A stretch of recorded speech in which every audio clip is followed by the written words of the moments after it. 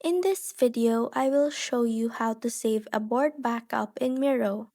First, log into your Miro account.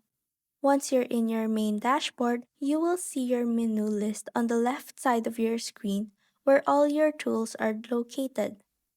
On the top part of your screen, beside My First Board, you will see a three-dotted icon. Click on that.